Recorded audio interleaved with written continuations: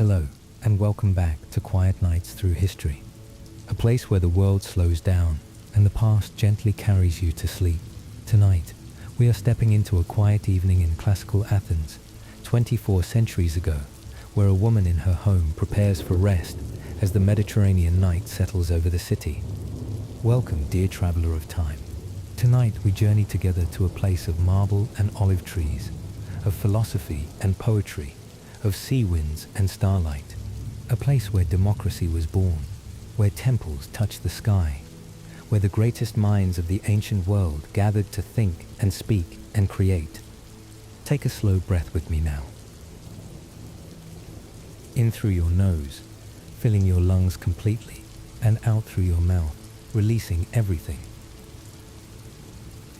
We are going back 24 centuries to classical Athens in the 4th century, before the Common Era. This is the time of Plato and his academy, when Aristotle is still young, when great orators move crowds with their words. Athens, though no longer the supreme power it once was, remains the cultural heart of the Greek world. This is when philosophers debate in the Agora, when playwrights fill theaters with stories of gods and humans, when sculptors perfect techniques that will set standards for millennia. This is when architects refine mathematical proportions that make Greek buildings seem divinely harmonious, naturally perfect. But tonight, we do not visit the academy or the agora. We visit something far more intimate. We visit the home of an ordinary woman, a citizen's wife, living in a modest house where life moves with the seasons, with the rising and setting of Helios in his golden chariot, with the phases of the moon goddess Selene. Let your shoulders drop, let your jaw relax, let the weight of your body sink gently into your bed. You are safe, you are here with me. The sun is setting now over the western horizon, sinking toward the sea beyond the hills, beyond the port of Piraeus, where Athenian ships rest at anchor. The sky is painted in shades of rose and gold, deep amber and soft lavender, colors so vivid they seem painted by Apollo's own hand as he guides his sun chariot toward the western edge of the world. The heat of the day, that dry Mediterranean heat that baked stone buildings and turned earth to dust, is finally fading. The temperature drops noticeably as the sun descends, that characteristic Mediterranean shift where the thermal mass of stone buildings releases stored warmth slowly into the gathering dusk. A gentle breeze drifts in from the sea, from the Saronic Gulf where the Aegean meets the land. It carries the scent of salt water and seaweed, of olive groves covering hillsides in silvery green canopies, of thyme and rosemary growing wild on rocky slopes, of pine forests that cloak Mount Hymettus to the east. That mountain is famous throughout Greece for its honey, for the thyme-scented sweetness produced by bees working among purple flowers, carpeting its slopes. The breeze is called the Etesian wind by Greeks, the annual wind, bringing relief during hot summer months, blowing steadily from the north, making Athens bearable when sun beats down mercilessly. Take another breath, slowly and deeply. Feel the air moving in your lungs, then release it gently.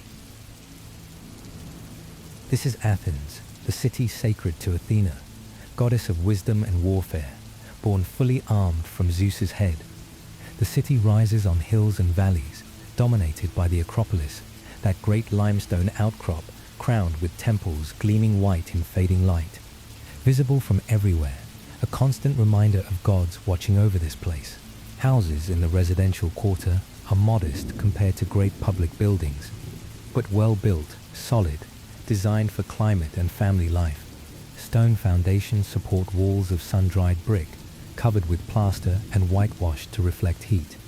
If you touched one of these walls now, you would feel warmth radiating from it, stored all day, now slowly releasing back into evening air.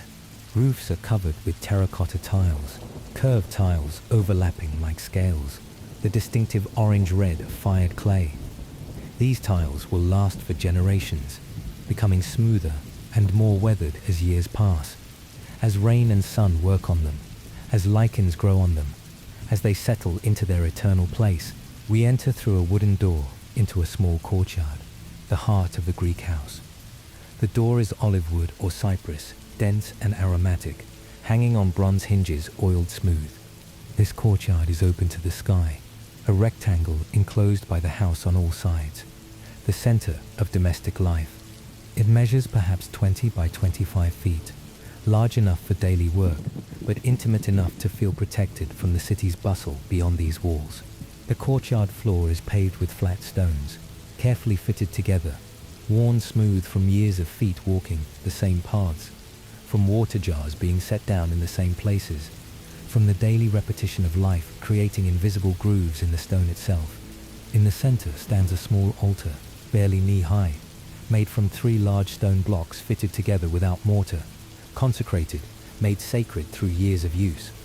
This is where the family makes offerings to Zeus, her chaos, protector of the household, and to Hestia, goddess of the hearth, who must be honored first and last in every sacrifice, for she represents the center, the home, the stability making all else possible. Around the courtyard, several rooms open up, their doorways hung with curtains of woven wool or linen that can be tied back during day or let down at night for privacy and warmth. The rooms are arranged by function. The andron, where men entertain guests, drinking wine and discussing philosophy and politics, reclining on couches as proper Greek symposia demand. The gyneconetitis, where women work and sleep, where looms stand and wool is spun, where children are tended, where the countless tasks of household management happen far from male eyes, in the separate female world that parallels but rarely intersects with the male public sphere. And storage rooms for food and tools, for the amphorae of wine and oil, for the sacks of grain and dried figs, for all the provisions needed to keep a household functioning through the year. Against one wall stands a small shrine, a niche carved into the plaster and painted with simple images of protective deities. Small clay figurines stand here, representations of Hecate, who guards thresholds and crossroads, of Hermes, who protects travelers and brings good fortune, of household deities, who keep the family safe from harm, from illness, from bad luck, from the evil eye that might strike at any unguarded moment. These figures are crude in their craftsmanship, but powerful in their presence, their simple faces and basic forms somehow conveying the divine protection they represent. A large clay vessel stands in one corner, a pithos almost as tall as a person, its surface rough and unglazed, its capacity enormous. This jar holds water drawn from the public fountain earlier in the day, water that will be used for cooking and washing, for mixing wine and preparing food, for all the daily needs of the household. The jar is heavy even when empty, impossibly heavy when full, its thick walls keeping the water remarkably cool through some mysterious property of the clay that allows slight seepage and evaporation, creating natural refrigeration, making the water inside always a few degrees cooler than the air around it. The evening light slants across the courtyard now, golden and warm, creating long shadows that stretch across the paving stones, making the space feel larger than it is, making familiar objects look different, transforming the ordinary into something special, something touched by the sacred quality that evening light always carries in the Mediterranean, that quality painters will try for millennia to capture, that quality that makes everything seem both more real and more dreamlike at the same time. Above the courtyard, the rectangle of sky is beginning to deepen in color, transitioning from the brilliant blue of day to the softer, darker blue of evening. The first hints of stars are just beginning to appear in the eastern portion of the sky, tiny pinpricks of light that will multiply as darkness deepens until the entire dome of heaven is scattered with them. Countless points of light that the Greeks have organized into constellations, into patterns that tell stories, that mark the seasons, that guide travelers and sailors, that connect Earth to the divine realm where the gods dwell. Let us step into the evening now, as the woman of this house returns from her afternoon tasks. Her name is Callisto, which means most beautiful, a name given by her father when she was born. She is 30 years old, wife of Demetrius, a merchant who trades in olive oil and wine. She is mother of 2 daughters, and manages this household with skill developed over 15 years of married life. She enters the courtyard from the street, carrying a small amphora on her hip, balanced with practiced ease, and a basket containing bread from the Agora, still warm, wrapped in clean linen. She wears a chiton, the traditional Greek garment, a rectangular piece of fine wool fabric pinned at the shoulders, falling in folds to her ankles, belted at the waist. The chiton is soft blue-grey, dyed with woad. Over it she wears a himation, a larger cloak wrapped around her shoulders, providing warmth and modesty. Her hair is long and dark with silver threads at her temples, pulled back in complex braids held with bronze pins. It's been oiled with olive oil, scented with rose petals. Her face is tanned golden olive, despite efforts to stay in shade. Her eyes are large and dark, intelligent and watchful. She sets the amphora by the large pithos and the basket on a stone ledge. Her 2 daughters appear. The elder is Philomela, 9 years old, meaning lover of song, a serious child with dark eyes. The younger is Chrysanthe, 6, meaning golden flower, more playful and quick to smile. Both wear simple, undyed chitons, their hair pulled back with ribbons. They approach with controlled enthusiasm, appropriate for girls being raised as proper Greek women. Callisto embraces each briefly, checking them for fever or injury. Finding them well, she smiles privately.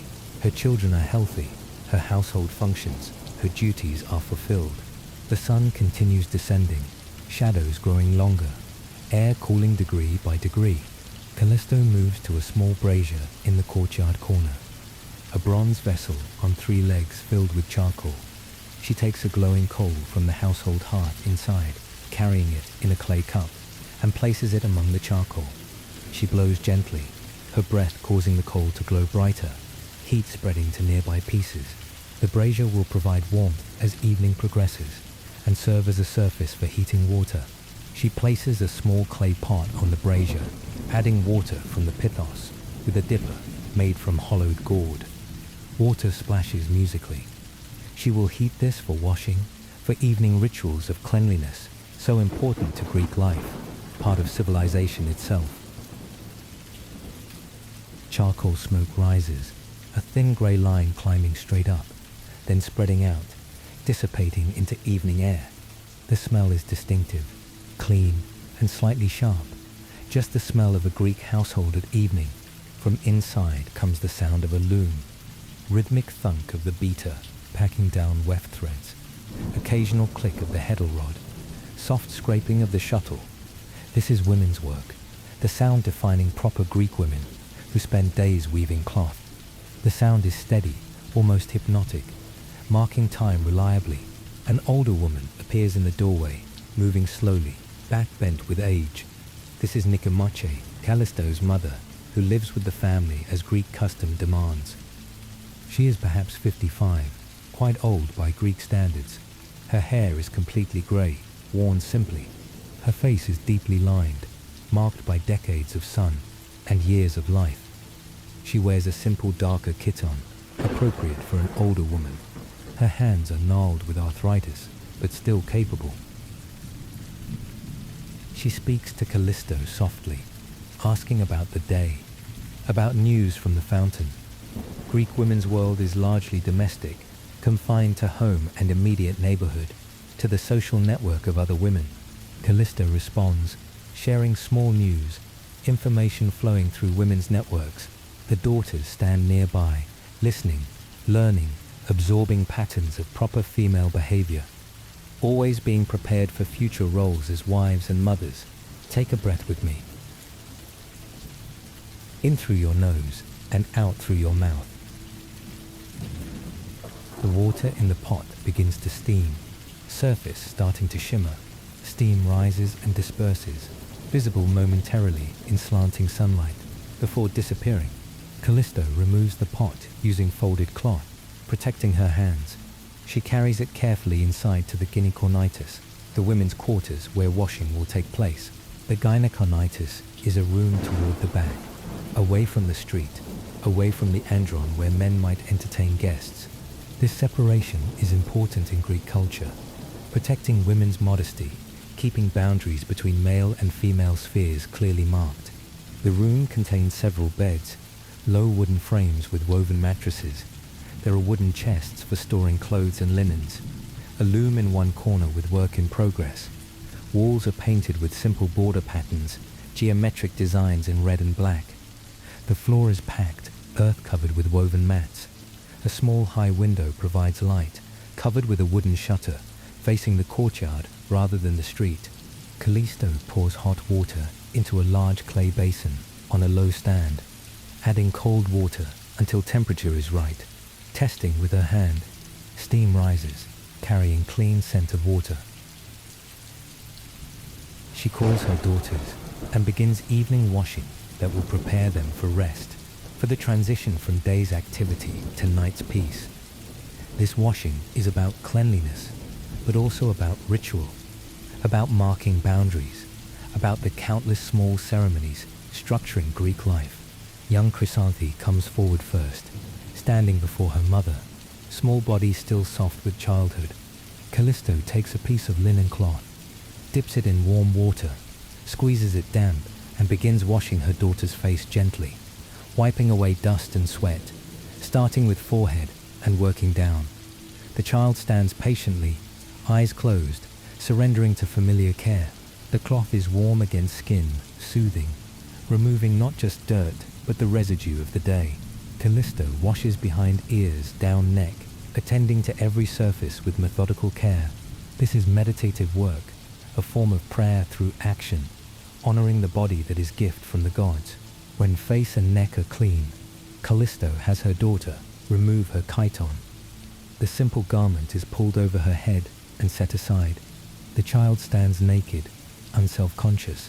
Callisto washes arms, torso, legs, feet, working systematically, the warm cloth moving over skin, refreshing and cleansing.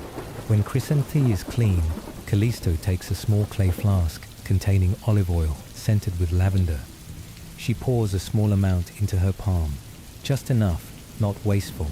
The oil is golden fragrant. She rubs her hands together, warming it, then smooths it over her daughter's skin. Oil absorbs slowly, leaving skin supple and gleaming, giving off gentle scent of lavender. Callisto works oil into her daughter's scalp as well, massaging gently, pressing firmly, stimulating skin. The massage is soothing, relaxing, inducing pleasant drowsiness. When oiling is complete, she helps her into a clean sleeping chiton, lighter and softer than the daytime garment, worn loose and comfortable. The child is led to her sleeping pallet.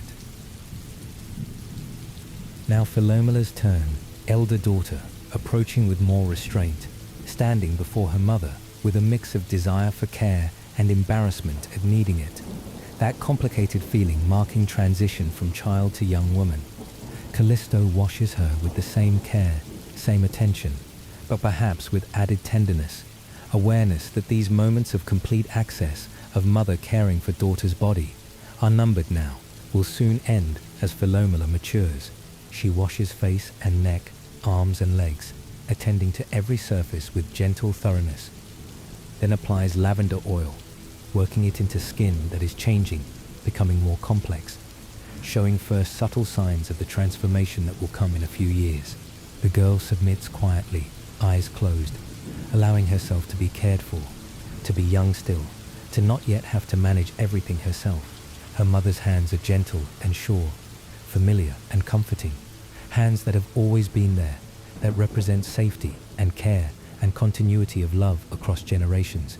When washing and oiling are complete, when she too is dressed in sleeping chiton, she goes to her pallet beside her younger sister and lies down, pulling a light wool blanket over herself, settling into the comfort of clean body and soft bedding, ready now for rest, ready for sleep to come when it will. Now Callisto tends to her own body, performing the same rituals she has just completed for her daughters, but alone now, with privacy, with attention to her own needs and care.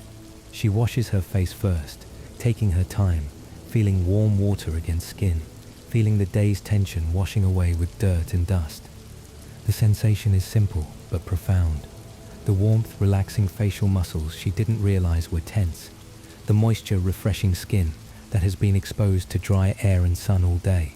She washes neck, shoulders, arms, hands, paying special attention to hands which work so hard, which do so much, which knead bread and spin wool, and carry water and tend children, which deserve this gentle care, this moment of appreciation for all they accomplish.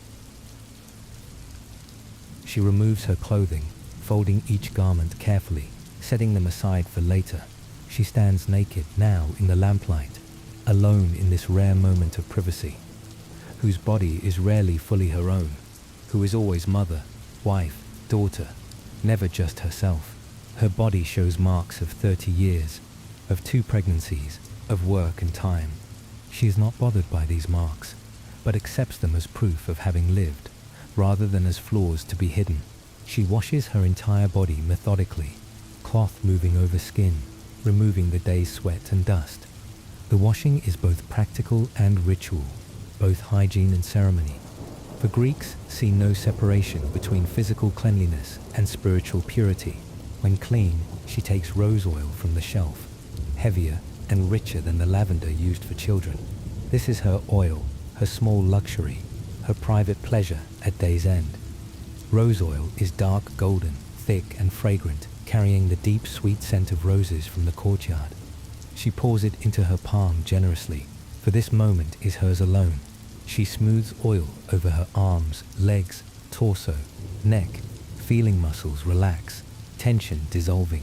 She takes her time, allowing herself this space, this attention to her own body that is so rarely possible when the household demands constant care. Then she attends to her hair, that thick dark mass that has been contained all day in its complex arrangement. She removes bronze pins carefully, setting them in a small wooden box where she keeps hair ornaments and personal treasures.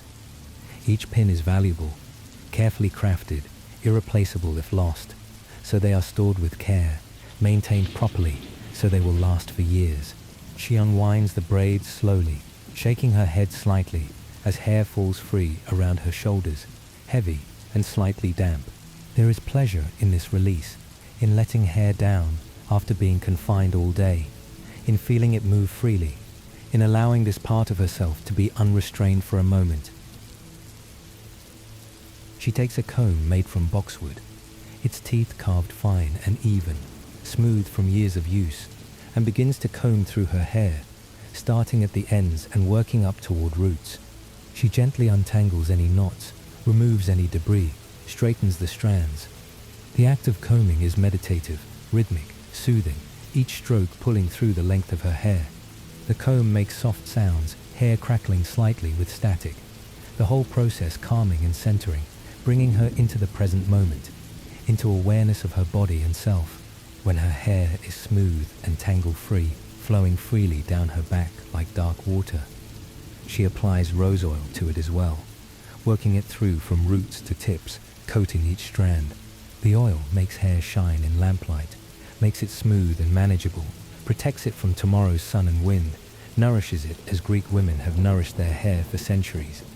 The oil catches light and reflects it back, makes it beautiful, though there is no one here to see except herself, though this beauty is private, for herself alone, which makes it somehow more precious, more authentic, more true than beauty displayed for others.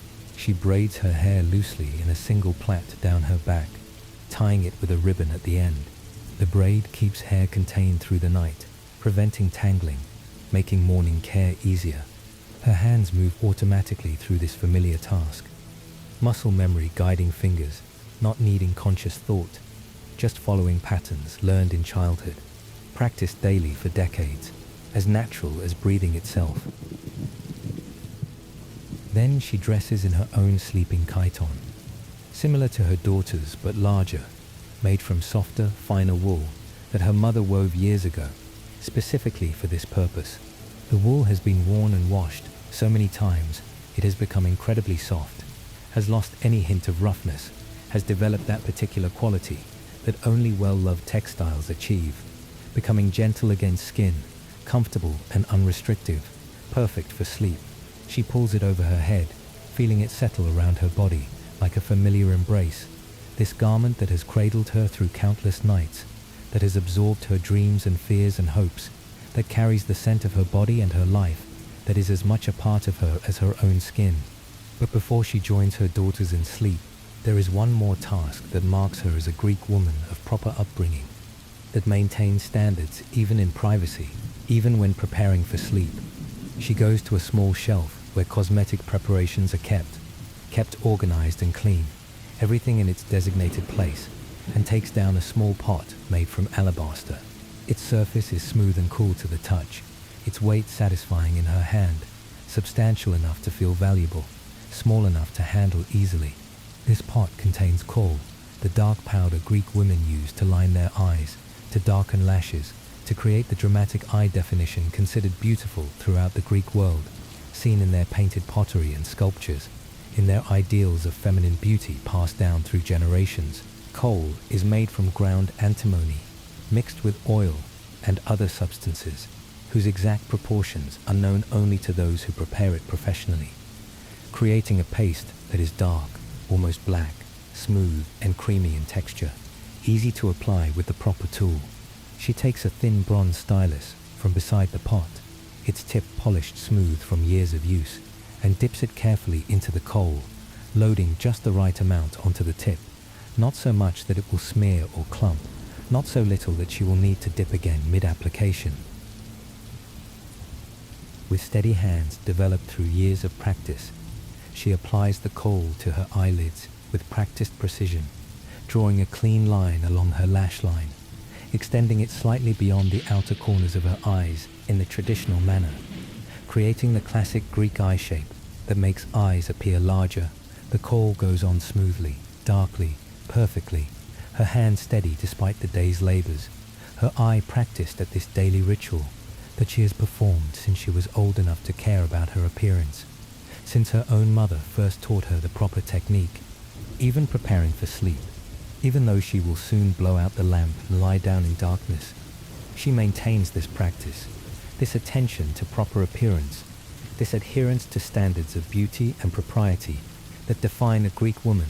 The kohl is not just decoration, but also serves practical purposes, or so Greeks believe, protecting eyes from harsh sunlight during the day, from dust and wind that might irritate them, from the evil eye that might cause harm if one's gaze is not properly protected and enhanced. When her eyes are lined with kohl, when she has checked her appearance in a small bronze mirror, polished until it shines like silver, reflecting her face with reasonable clarity, though not with the perfect precision of modern glass mirrors. When she is satisfied that she is properly prepared, properly presented even for sleep, she sets aside kohl and mirror and stylus, returning them to their designated places, maintaining the order that is so important to household management, to the smooth functioning of domestic life, to the sense of control and stability that allows a family to thrive. She moves back to the courtyard briefly, checking that all is secure, that the brazier is properly banked, that the gate is locked. The courtyard is darker now, except for faint glow of charcoal and stars appearing overhead. The first star visible is Hesperus, the evening star, bright in the western sky, following the sun into night. Greeks watch for it each evening, using it to mark the transition from day to darkness. Callisto stands for a moment, looking up at the emerging stars, at the deepening darkness, at the dome of sky that arches over Athens, over all of Greece, over the entire world that Greeks know and have mapped and named. She breathes deeply of evening air, cool and clean now, carrying the scent of olive trees and the salt tang of the distant sea, of thyme on the hillsides and the smoke of countless cooking fires throughout the city, all the smells that together create the distinctive fragrance of Athens at night, a smell that is home, that is safety, that is belonging. Then she returns to the gynekonitis, to the room where her daughters already sleep, their breathing deep and even, their small bodies relaxed and trusting, safe in their mother's house, protected by walls and rituals, and the watchful presence of household gods.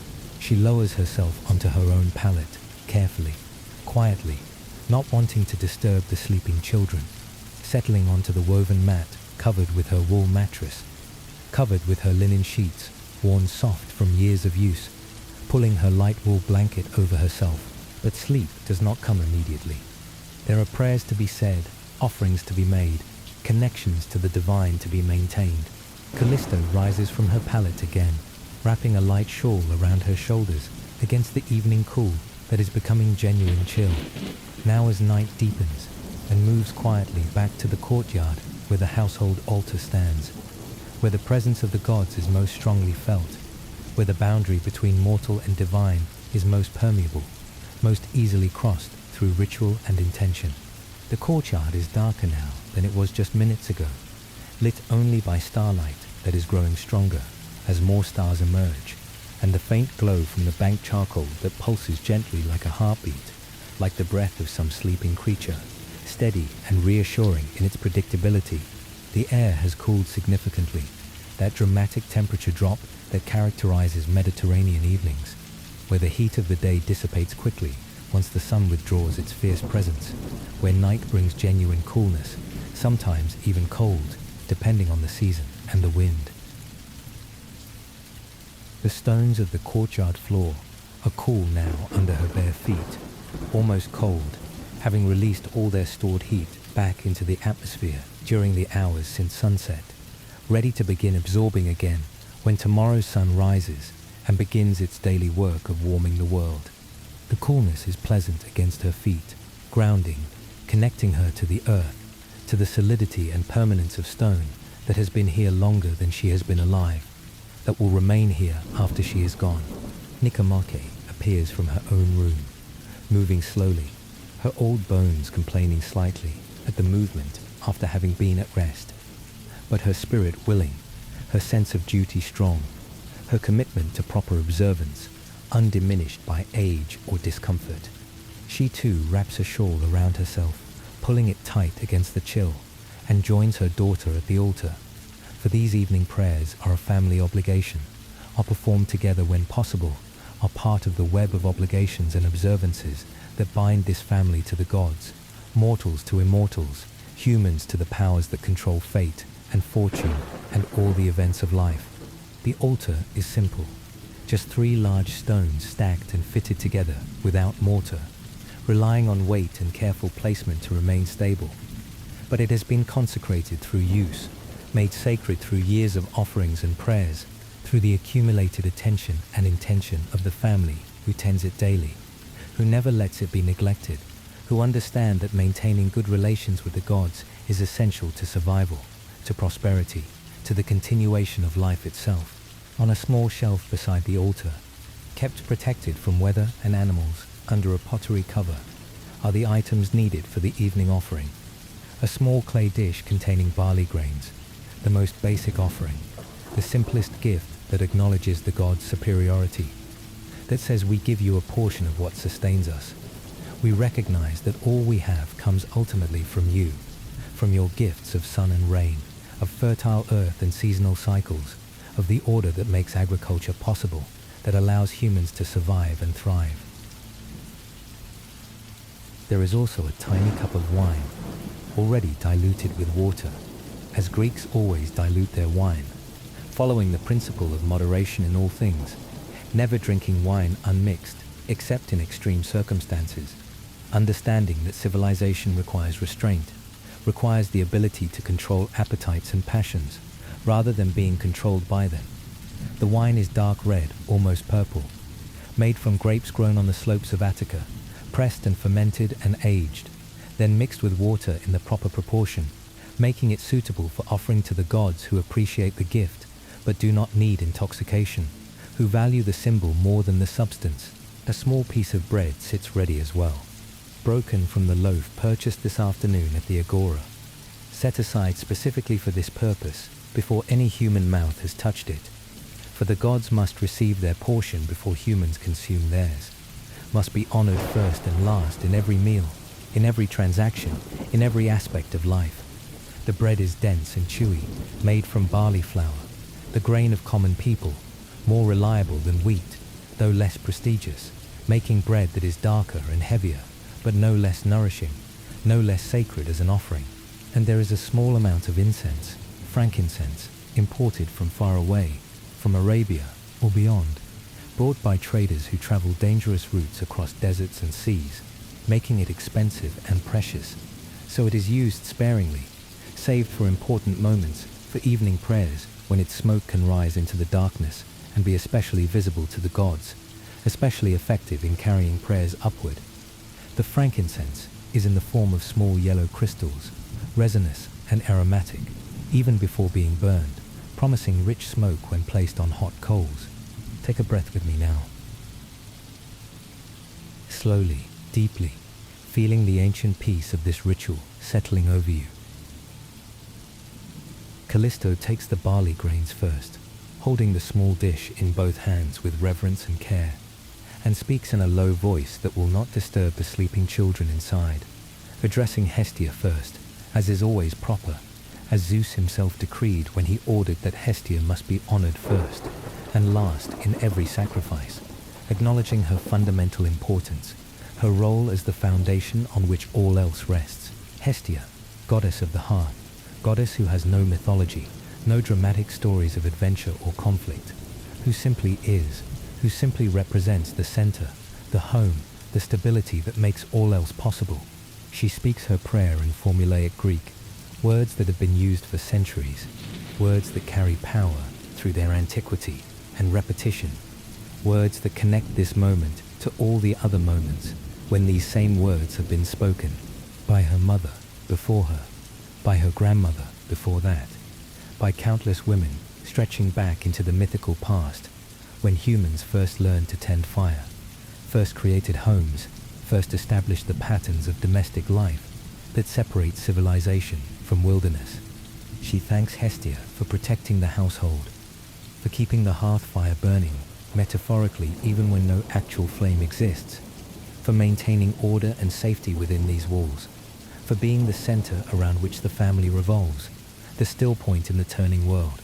She sprinkles some of the barley grains onto the altar, the small kernels making a soft pattering sound as they fall and scatter across the stone surface, an offering that is both practical and deeply symbolic, that acknowledges dependence on the gods for the grain that makes bread possible, that sustains life itself, that makes civilization and all its achievements possible.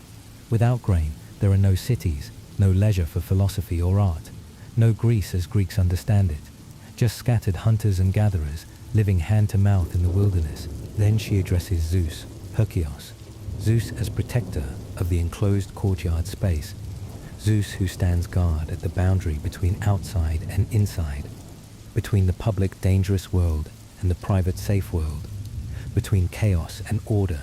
Zeus in this aspect is not the mighty king of Olympus hurling thunderbolts, not the seducer of mortal women, not the cosmic ruler, but something more intimate and immediate, more concerned with the daily welfare of ordinary families, with protecting them from the countless small and large dangers that threaten household stability and security. She asks Zeus Herkios to continue his protection through the coming night and into tomorrow, to keep the household safe from thieves, from fire, from illness, from misfortune in all its forms, from all the chaos that presses constantly against the fragile order humans create. She sprinkles more barley grains, watches them fall, sees each grain as a prayer made tangible. Nicomache adds her own prayers in a voice thin and rough with age but still clear and certain, speaking words she has spoken throughout her life, words that have become part of her. She prays to the Morai, the three fates who spin and measure and cut the thread of every human life, asking them for gentleness, for mercy, for a little more time.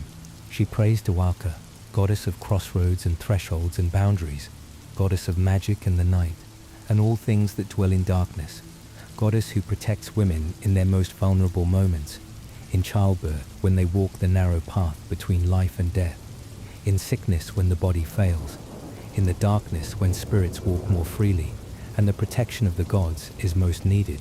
Haka is powerful and dangerous, not always benevolent or kind, not the sort of goddess one takes for granted or treats casually, but essential nonetheless, necessary for women's safety, deserving of honor and offerings, lest she turn her attention away and allow harm to pass unchecked across the threshold she is meant to guard. Together, mother and daughter pour the diluted wine onto the altar, the dark liquid splashing and running over the stones, soaking into the porous limestone surface, disappearing quickly as it is absorbed by stone and earth, carried down into the ground, where it will reach the chthonic powers, the gods who dwell below rather than above, who live in earth and darkness rather than on bright Olympus, who control the foundational processes of life, fertility and death, growth and decay, the cycles that govern all existence and make civilization possible through their regular, predictable operation. They place the piece of bread on the altar with reverence, setting it carefully in a spot where it will not roll off or be disturbed by any breeze that might arise. And Callisto takes a small piece of glowing charcoal from the brazier using bronze tongs, carrying it with care to the altar, where she has already placed a small amount of frankincense on a broken piece of pottery that serves as an incense burner. The pottery shard is ancient, perhaps from a vessel that broke years ago, its edges worn smooth by handling, repurposed now for this sacred function, given new life and meaning through its use in household ritual.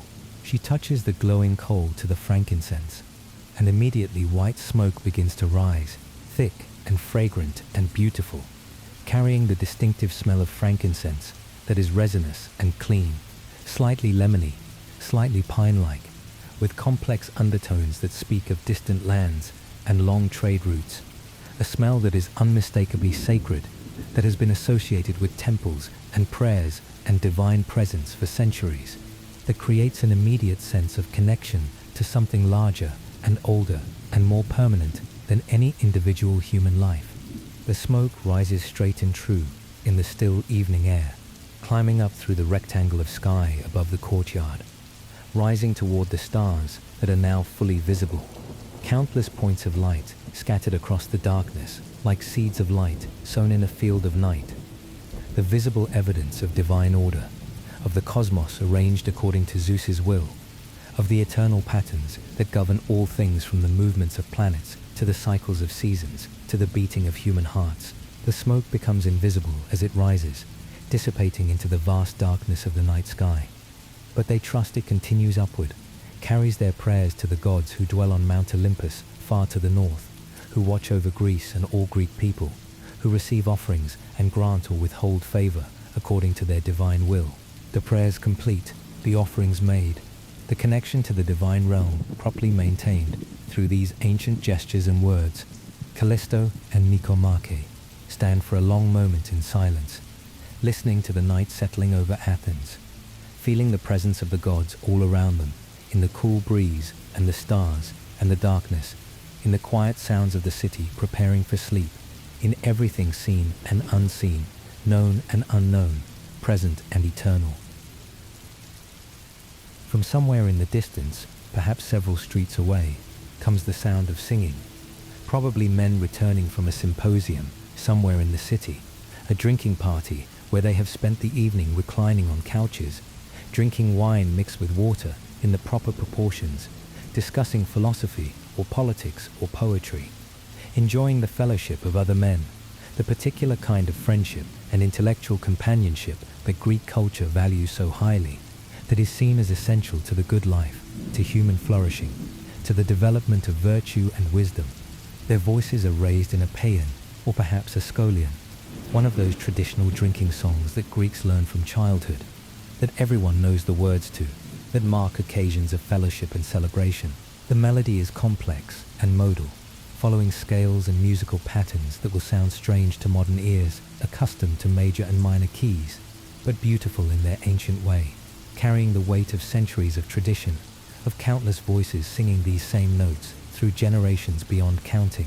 The voices rise and fall in the night air, sometimes harmonizing in a way that suggests musical training and skill, sometimes singing in unison with the powerful simplicity of many voices joining as one, sometimes breaking into parts that weave around each other like threads in a tapestry, creating complexity and beauty through their interaction. The singing suggests these are educated men, citizens of good family, who have been trained in music as all properly educated Greek men are trained, for music is considered essential to education, to the formation of good character, to the development of the soul in ways that mere intellectual learning cannot achieve. Plato says in his writings that musical training is a more potent instrument than any other, because rhythm and harmony find their way into the secret places of the soul, and once there, they impart grace and make the soul graceful if one is properly trained, or ungraceful if improperly trained. Music shapes character, forms the inner person, creates the disposition toward virtue or vice that will guide behavior throughout life. This is why Greeks take music education so seriously, why it is part of every young citizen's training, why the songs continue to be sung generation after generation, carrying not just melody, but cultural values and social cohesion. The singing fades as the men move on down some distant street, their voices growing fainter and more indistinct, eventually disappearing completely into the general soundscape of the night, into the soft ambient noise of a city, settling into sleep, but never falling completely silent. For Athens is alive with people and animals, with activities that continue even in darkness, with the constant low hum of urban life that never entirely ceases. But for a moment, the singing has connected this domestic space to the wider world of the city, has reminded Callisto and Nicomachus that beyond these walls life continues, that Athens is alive and vibrant, even at night, that they are part of something larger than just their household, part of a polis, a community, a civilization that extends beyond any individual family. They return to the gynaeconitis together, moving slowly through the dark house, their eyes adjusted now to the low light, knowing the way by feel and memory and instinct, by the countless times they have walked these paths, their feet finding the familiar route without conscious thought or attention. No lamp is lit now for this journey, for oil is precious and must be conserved, and darkness is natural for night, is appropriate for sleep, is the condition the gods have established for rest, the absence of light that allows the body to fully surrender to sleep's embrace, and the mind to process the day's experiences through dreams. They find their palates by touch in the darkness of the gynaeconitis, settle onto them with small sounds of cloth rustling, and bodies arranging themselves for comfort, pull their blankets over themselves against the chill that is now quite pronounced, for the temperature has continued dropping as night deepens, as the earth releases the last of the day's accumulated heat back into the atmosphere, as the Mediterranean climate shows its characteristic pattern of hot days and cool nights. But Nicomachus has one more thing to do before sleep claims her, one more private ritual that she performs each night, that connects her to her past and to the people she has loved and lost. She reaches under her pallet with a hand that knows exactly where to find what it seeks, and withdraws a small wooden box, simple in construction, but well made and smooth from decades of handling, its corners rounded by time and touch, its surface polished by the oil from countless contacts with human hands. This box contains her most precious possessions, not valuable in monetary terms, but priceless to her, the things she has carried with her through her life, the objects that connect her to her past, to people who are gone, to times that will never return, but that live on in memory, and in these physical tokens. She opens the box carefully, feeling inside by touch, for the room is dark. Her fingers know the contents intimately, recognize each object by shape and texture. There is a small bronze fibula that belonged to her husband, who died 20 years ago, a pin she keeps as memory of him, as connection to 30 years of shared life. The bronze is cool and smooth, familiar and precious, more valuable than gold for the memories it carries. There is a small clay spindle whorl that was her mother's, used daily for spinning thread throughout her long life. It represents continuity, the passing of skills from mother to daughter, the unbroken chain of women's work essential to survival. It keeps her mother's memory alive, maintains the connection between generations. There is a dried flower, brittle and faded now, that her first child wore at a festival days before his death in infancy. She has kept it for 40 years, this fragment of a life that barely began, this reminder of grief that never fully heals. She cannot bring herself to discard this last remnant of her firstborn.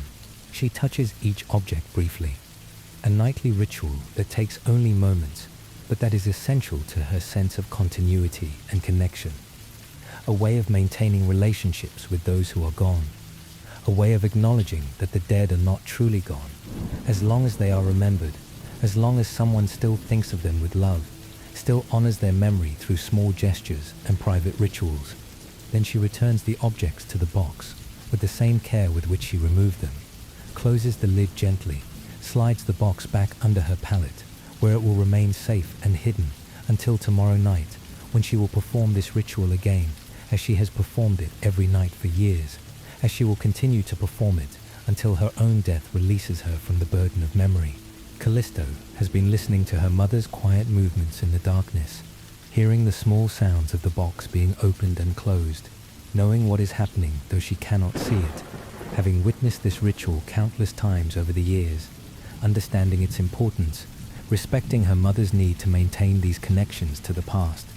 She herself has no such box yet, is still young enough that most of the people she loves are still alive, still present in her daily life, but she knows that one day she too will have such a collection, will need these physical anchors to memory, will perform similar rituals to maintain connection with those who have passed beyond the veil that separates living from dead. Now in the darkness, mother and daughter exchange a few quiet words, speaking in whispers so as not to wake the sleeping children who rest nearby.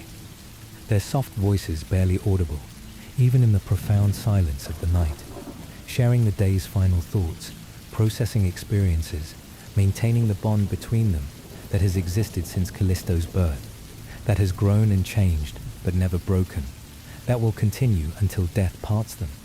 They speak of small things, of tomorrow's tasks that await, of the daughter's growth and development, of neighbors and their doings, of weather and seasons, of the ordinary concerns that fill women's lives and connect them to each other and to the endless cycle of days and years. Nicomarche mentions that she noticed Philomela is changing, is growing toward womanhood, showing the first subtle signs of the transformation that will come in a few years, that they should begin thinking seriously about her future, about potential marriages, about the alliances that might be formed through her. Greek girls marry young, often around age 14 or 15, to men who are typically much older, sometimes twice their age or more. Marriages arranged by fathers and guardians based on considerations of property and family alliance rather than romantic love or personal compatibility. This talk of marriage makes Callisto's heart clench slightly with an emotion she cannot fully name, a mixture of pride and loss, of hope and fear. She is not ready to lose her daughter, to see her go to another household, to watch her become someone else's wife, someone else's responsibility, but she knows it is inevitable, knows it is the way of things, knows that this is what she herself experienced at that age, knows her duty is to prepare Philomela for this transition, to teach her everything she will need to know to manage her own household, to be a good wife, to fulfill the role that Greek society has prepared for her since birth. They speak of Demetrios as well, Callisto's husband, who is away tonight on business, traveling to Corinth to arrange a shipment of wine, expected back in 2 days if all goes well with the weather and the roads. His absence is routine, is part of his work as a merchant, something that happens several times each season as he travels to arrange deals and inspect goods and maintain the business relationships that keep the family fed and housed. But the house feels different when he is gone, emptier somehow, less protected. For even though women are capable of managing households alone, even though Callisto is skilled and strong and resourceful, Greek culture teaches that men are the proper guardians, that their presence provides protection, that a house without a man is somehow vulnerable in ways that are hard to define but deeply felt. The conversation trails off naturally, both women growing sleepy now, their words spacing further and further apart, their voices becoming softer and less distinct, until finally there is only silence broken by the sound of breathing, the quiet susurration of 4 people sleeping in one room, their breaths creating a gentle rhythm, a soft music of inhalation and exhalation, of life continuing in its most basic and essential form.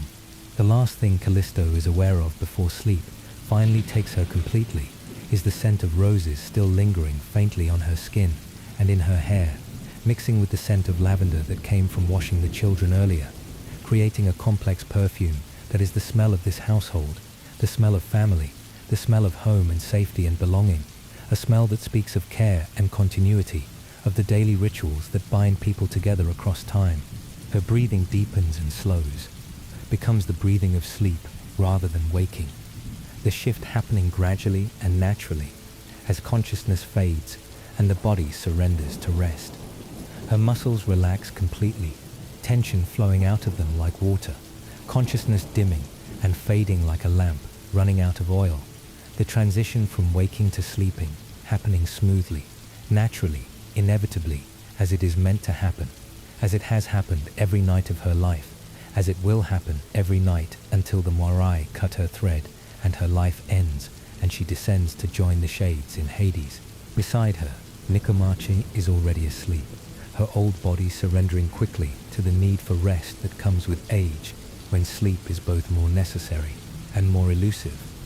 When the body craves rest, but often cannot achieve the deep, restorative sleep of youth, her breathing is deep and slightly irregular, occasionally catching in a soft snore that she would be embarrassed to know about if she were awake, the kind of small human imperfection that makes her real rather than ideal, mortal rather than divine. The children sleep the profound sleep of youth, their bodies completely relaxed, their faces peaceful and untroubled, their breathing barely audible, so quiet that sometimes Callisto has to listen carefully to be sure they are still breathing, still alive, still safe. Take a breath with them now, deeply and slowly.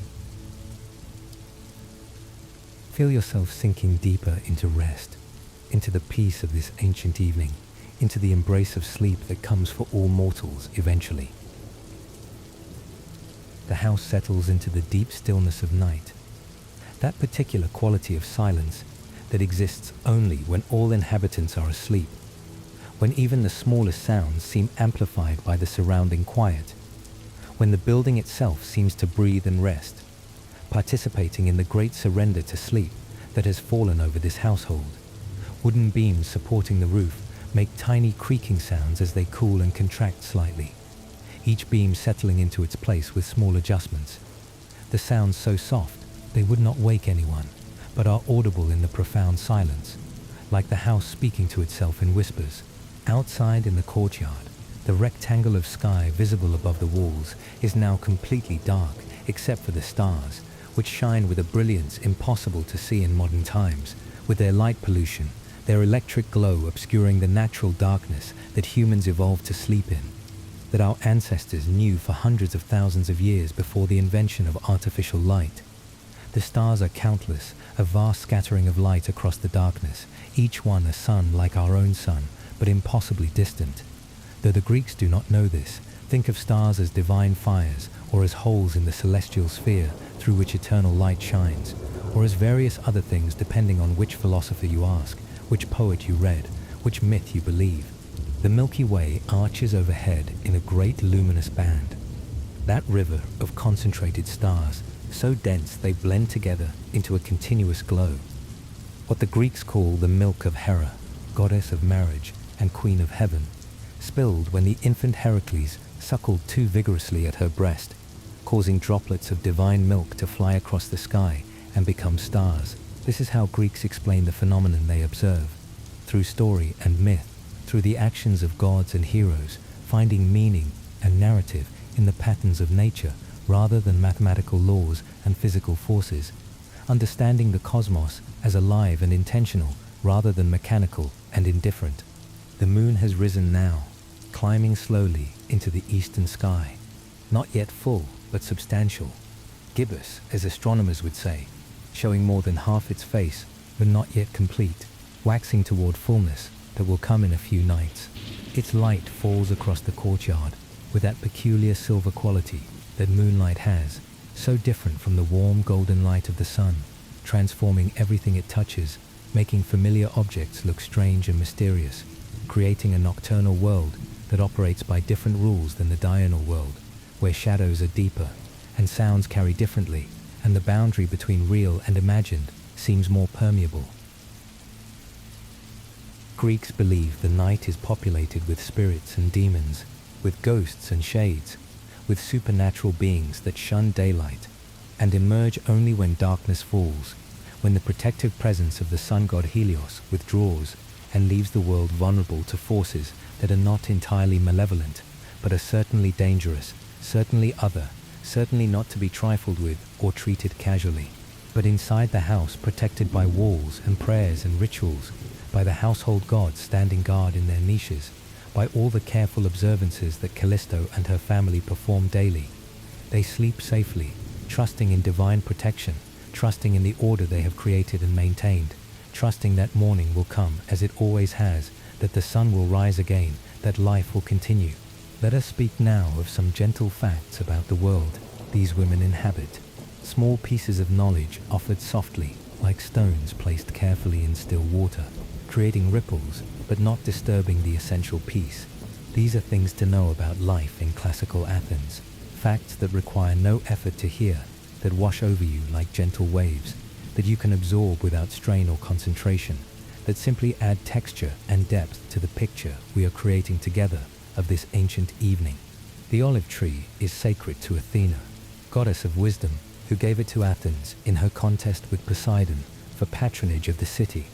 Poseidon struck the Acropolis with his trident and produced a salt spring, impressive in its power, but useless for drinking or irrigation, a display of might without practical benefit. Athena caused an olive tree to grow, offering food and oil and wood, useful gifts that could sustain life, and the citizens of Athens chose her gift as more valuable, more suited to their needs, and so the city became Athens rather than Poseidonia, and Athena became its patron deity, its protector and guide. The mythical first olive tree supposedly still grows on the Acropolis in Callisto's time, though it was burned by the Persians when they sacked Athens over a century ago, during the Great Invasion that threatened to destroy Greek civilization. But the tree miraculously sprouted again from its roots the day after the burning, growing several feet in a single day, a clear sign of the goddess's favor, proof that Athens would survive and flourish despite the destruction, that divine protection would restore what human enemies had destroyed. Olive oil is the foundation of Greek life, used for cooking, for lighting lamps, for cleaning the body. Greeks apply oil to skin and then scrape it off with a curved bronze tool called a strigil, the oil carrying away dirt and dead skin. It is used for anointing the dead, for religious offerings poured onto altars, for medicine mixed with herbs, for preserving food, for countless purposes, making it essential to Greek material culture. A family's prosperity can be measured in the number of olive trees they own, in the amount of oil they produce each year, in their ability to store surplus oil in large pithoi buried in the ground. Olives are harvested in late autumn after the first rains, knocked from trees with long poles, gathered in baskets, sorted quickly before they spoil. They are crushed in great stone mills, turned by donkeys or slaves, then pressed in beam presses where weighted beams squeeze out the precious oil. The first pressing produces the finest oil, green gold and fruity, with low acidity and delicate flavor, reserved for special uses, for offerings to gods, for anointing body, for mixing with perfumes. Subsequent pressings produce increasingly inferior grades, more acidic, harsher in flavor, but still useful for cooking or for burning in lamps. Even the crushed pits and remaining pulp are not wasted, but saved for fuel, dried and burned, completing the cycle, using every part of the olive, wasting nothing. Oil is stored in large clay amphorae, sealed with clay stoppers, and sometimes marked with information about contents and year of production, creating a record that allows families to track their supplies, to know which oil is oldest and should be used first, which is newest and can be saved for later. The amphorae are stored in cool, dark rooms where temperature stays relatively constant, where oil will keep for years if properly sealed, gradually developing more complex flavors as it ages, though eventually becoming too acidic for the finest uses, relegated to lamp fuel or other less demanding applications. The Greek diet is simple, based on what the Mediterranean landscape provides. Bread is the foundation, made from wheat or barley, dense and chewy, baked in clay ovens, consumed at every meal. With bread comes the relish, foods eaten for flavor and nutrition. Olives provide oil and salt. Cheese from sheep or goat milk provides protein. For cattle are rare in rocky Greece. Fish and shellfish from the sea provide animal protein more readily than meat. For Athens is close to the coast, allowing fresh fish to reach markets daily. Meat is expensive, reserved for festivals when animals are sacrificed to gods, and meat is distributed to worshippers. Vegetables grow in small gardens, carefully tended, irrigated by hand. Onions, garlic, lentils, chickpeas and broad beans provide protein and substance. Greens are gathered from the wild. Figs and grapes provide fruit, with grapes mostly turned into wine. Honey from bees is the only sweetener, for sugar is unknown. Honey from Mount Hymettus is famous throughout the Greek world. Thick and golden, and intensely flavored, a luxury that ordinary families can sometimes afford for special occasions. Wine is consumed daily, but always mixed with water, the proportion varying from equal parts to as much as 4 parts water to 1 part wine. To drink wine unmixed is considered barbarous, the act of someone without self-control, without civilization. Wine mixed with water quenches thirst, provides calories, makes questionable water safer, serves as social lubricant, makes life more pleasant. Wine is fundamental to Greek culture, woven into daily life and religious observance. Wine is stored in amphorae, large clay vessels with 2 handles and a pointed bottom, designed to be stable when tilted or stood upright with the point embedded in sand. Amphorae are standardized in size, stackable, easy to transport by ship or cart, the ancient equivalent of shipping containers. They are sealed with clay stoppers, covered with pitch, creating airtight seals that preserve wine for years, allowing it to age and develop complexity, though eventually turning to vinegar if kept too long. The house where Callisto lives is typical of an Athenian citizen's home, modest but well built, reflecting moderate prosperity. The house is organized around the central courtyard, all rooms opening onto this space rather than onto exterior walls, creating privacy from the street, allowing light and air while maintaining separation between public and private life.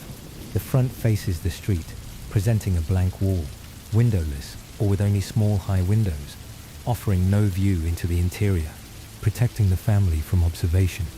Maintaining privacy, especially important for women, who should not be visible to unrelated men. The door leads directly to the courtyard, so anyone entering must immediately be in the center of the house, must be visible to all, cannot wander unseen. A security feature, making it difficult for intruders to penetrate without being noticed. The andron, the men's room, is located near the entrance, accessible to guests without requiring them to penetrate deeper into the house. Designed specifically for symposia, so important to Greek male social life. These are drinking parties, where men recline on couches, drink wine, discuss philosophy and politics, crowned with ivy and myrtle, singing and cementing bonds of friendship and political alliance, essential to success in democratic Athens.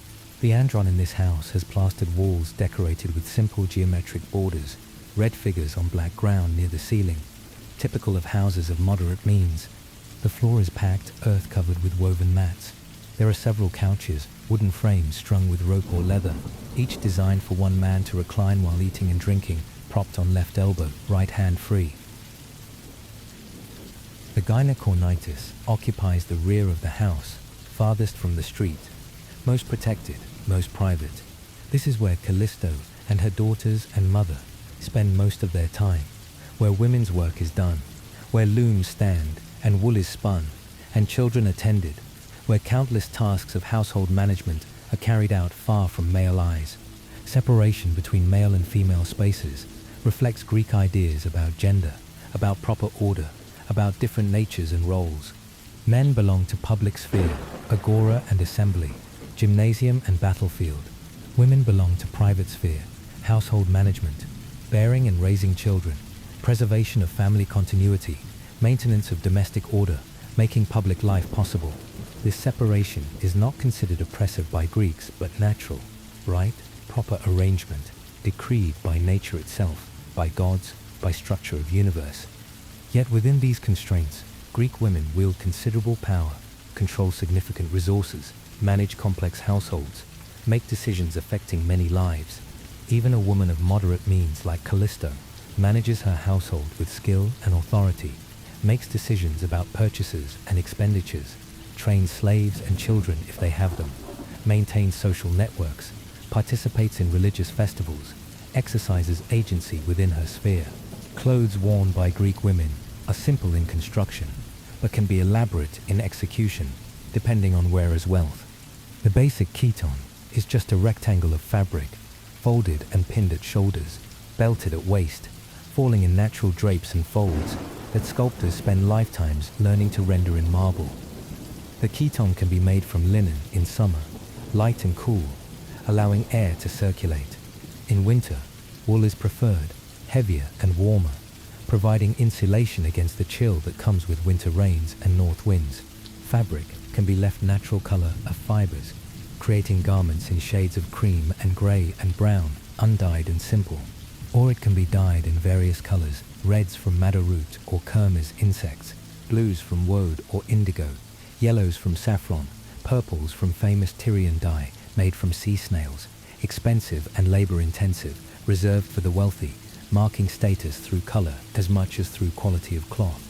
Over the chiton, the himashane provides additional covering, a large rectangular cloak that can be draped in various ways, wrapped around body, pulled over head in public, arranged to show grace and elegance. The way a woman wears her himashane conveys information about her character, her status, her sophistication.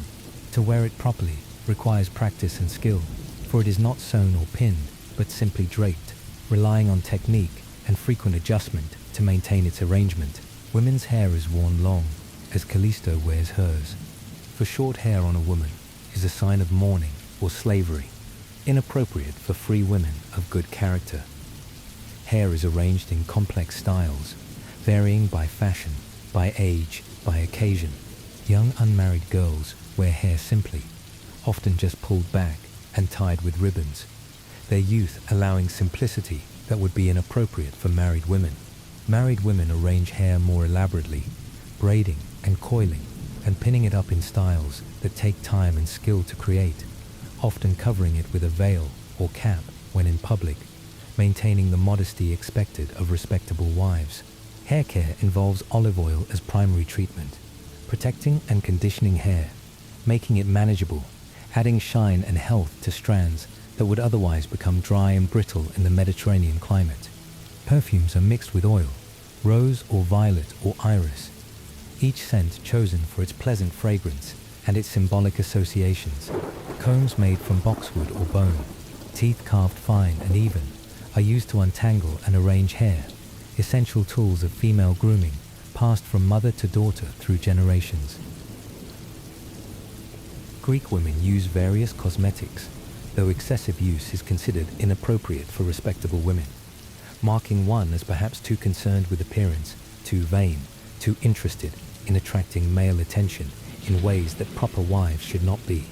White lead is used to lighten skin, for pale skin is valued as a marker of status, indicating a woman who does not have to work outdoors, who can afford to stay sheltered from sun's darkening effects. The lead is mixed with various substances to create paste spread over face and neck, creating artificial pallor considered beautiful, though modern knowledge reveals the lead was toxic, slowly poisoning those who used it regularly over years. Kohl is used to line eyes, made from antimony or soot, mixed with oil to create paste applied with thin stylus, creating the dark dramatic eye definition, seen as beautiful, marking eyes as windows to soul, enhancing their expressiveness and beauty.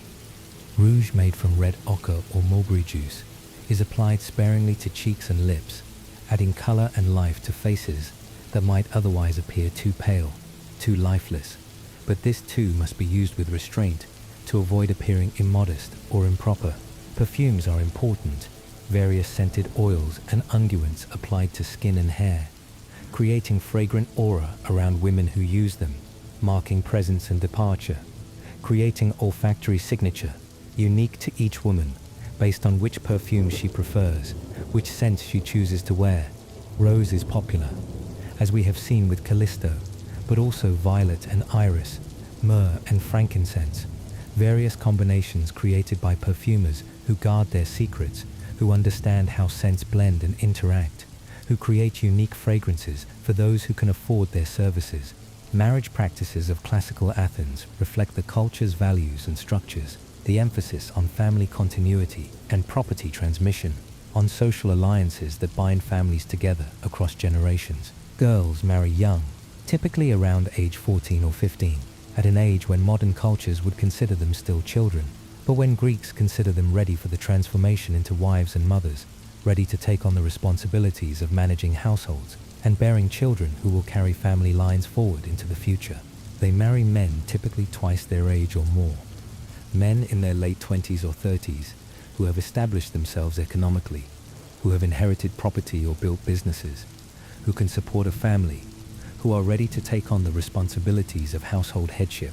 The age gap is intentional, based on the belief that older men are better suited to guide and educate young wives, to shape them into proper managers of households, to teach them what they need to know to fulfill their roles successfully. Marriage is arranged by the girl's father or guardian, the Kyrios, who holds legal authority over her throughout her life, who has the right and responsibility to determine who she will marry, when the marriage will take place, what dowry will accompany her. The prospective groom negotiates with the Kyrios, discussing the dowry that will accompany the bride, property or money that remains legally hers even after marriage, that she can take with her if the marriage ends through divorce or widowhood, that provides her with some economic security in a world where women cannot own property independently in the same way men can. The dowry is essential, for no respectable man would marry a woman without one, would consider such a match beneath his dignity, would see it as accepting damaged goods or making a marriage that lacks proper social standing. The size of the dowry reflects the bride's family's wealth and status, signals their estimation of her value, creates obligations between families that extend beyond the married couple themselves. The wedding itself involves several stages spread over days, each with its own rituals and significance. First comes the betrothal, the enge, when groom and bride's Kyrios formally agree to the marriage before witnesses, exchanging vows that create legal obligations, binding both families to proceed with the union, unless extraordinary circumstances intervene. Then comes a period of preparation, when the bride's family assembles her dowry, prepares her trousseau of clothing and household goods, makes arrangements for the wedding feast that will celebrate the union and announce it to the community. On the wedding day, the bride bathes in water, drawn from a sacred spring, water believed to have purifying properties, to wash away her maidenhood, to prepare her for the transformation from daughter to wife. She puts away her childhood toys and dedications, offerings made to Artemis, who protects young girls, acknowledging that this phase of life is ending, that she is crossing a threshold from which there is no return.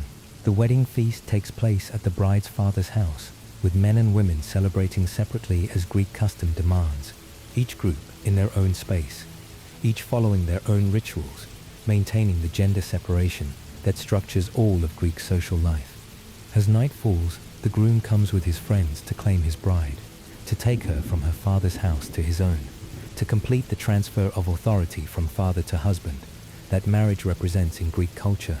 The procession through the streets is torchlit, accompanied by singing and music, by the throwing of dried fruits and nuts that symbolize fertility and abundance, by the calls and jokes of friends and family who follow the couple through the city. The bride rides in a cart, veiled, publicly mourning her departure from her father's house, even as she anticipates her new life, displaying the mixed emotions appropriate to the occasion, the grief at leaving childhood home combined with hope for the future. At the groom's house, she is welcomed with ritual actions designed to incorporate her into her new household. She is led to the hearth, the center of domestic life, and given dates and figs to eat, sweet foods, symbolizing the sweetness she brings to this home, the fertility and abundance she will hopefully provide through bearing children. She is led to the bridal chamber, where the marriage will be consummated, where she will cease to be a virgin and become a wife, where the union will be sealed through physical joining that Greek culture sees as essential to marriage, as the act that makes two people one, that creates the bond allowing them to produce legitimate children who can inherit property and continue family lines. Children are expected to follow soon after marriage, for the primary purpose of marriage in Greek culture is procreation, the production of legitimate heirs who will inherit property, who will continue family lines, who will perform the necessary rituals for deceased parents, ensuring their memory is preserved and their shades are properly honored in the afterlife. To die without children is a tragedy, a failure of the most basic duty, leaving one without descendants to remember and honor, without anyone to carry one's name and legacy forward into future generations. Sons are particularly valued, for they can inherit property fully, can become citizens with full political rights if their fathers are citizens, can carry on the family name in ways daughters cannot, since daughters will marry and transfer their loyalty to their husbands' families. But daughters are loved too, cherished for themselves, even as parents understand they are temporary members of the household, destined to leave and create new families elsewhere, to become part of other lineages while remaining always connected to the families of their birth through ties of affection and memory. The birth process is dangerous, perhaps the most dangerous time in a woman's life, when many women die from complications that ancient medicine cannot prevent or treat effectively. Women give birth attended by midwives and female relatives, experienced women who know what to do, who have seen many births, who can provide comfort and practical assistance, who understand the process and its dangers. Men are excluded from this female mystery, from this moment when women face death to bring new life into the world, when the boundary between living and dying becomes thin and permeable. Goddess Artemis protects women in childbirth, despite being a virgin herself, one of the paradoxes of Greek mythology that reveals something about how Greeks understood the divine realm, where gods and goddesses have spheres of influence that may not align with their personal characteristics or experiences. Artemis, who has never given birth nonetheless, understands women's pain and fear, offers her protection and intervention, can ease labor or make it quick, can spare mothers from death in childbirth if she chooses to extend her favor. If mother and child survive the birth, if the baby is healthy and whole, showing no obvious deformities or weaknesses, the father decides whether to accept the child into the family. This is not automatic, not guaranteed, for Greek law gives fathers the right to reject newborns, to refuse to raise them, to expose them outside the city where they will die unless someone takes pity and claims them, which sometimes happens but cannot be counted on. The decision to accept is marked by the amphidromia, a ceremony held on the 5th or 7th day after birth, when the father carries the naked infant rapidly around the household hearth, presenting the child to the household gods, formally accepting it into the family, giving it a place and a name and a future. Infants are swaddled tightly in long strips of cloth, wrapped from shoulders to feet, with limbs immobilized, creating a bundle that can be carried easily and set down safely. Greeks believe swaddling helps bones grow straight, prevents deformities, teaches infants the restraint and control they will need as adults, begins the process of socialization from the earliest days. The swaddling is maintained for several months, gradually loosened as the infant grows, until eventually the child is free to move, to crawl, to explore the world with increasing independence. Children are nursed by their mothers, or, in wealthy families, by wet nurses. Enslaved women who have recently given birth and have milk to spare, who can provide this essential service while mothers are freed for other duties, or simply choose not to nurse their own children. Nursing continues for 2 or 3 years, longer than modern practice, providing not just nutrition, but also natural contraception through the suppression of fertility that comes with frequent nursing, naturally spacing births, giving mothers time to recover between pregnancies, preventing the rapid succession of children that might overwhelm a family's resources or endanger the mother's health. When children are weaned, their diet transitions to simpler foods, bread soaked in wine or water to make it soft enough for young mouths, porridge made from barley or wheat, gradually introducing the full range of adult foods as digestive systems mature and teeth come in. Children's clothing is simple, usually just a short chiton that reaches to the knees, easy to put on and take off, practical for active play, loose enough to allow freedom of movement for running and climbing, and the games that children have always played, regardless of era or culture. Boys and girls are raised together until around age 7, when their paths begin to diverge according to gender, when the different destinies awaiting them require different preparation and training. Boys of citizen families begin attending school, leaving the domestic sphere for the first time, entering the male world of education and public life. They learn to read and write, studying Homer and other poets whose works form the foundation of Greek education, memorizing long passages, learning the stories and values that define Greek culture.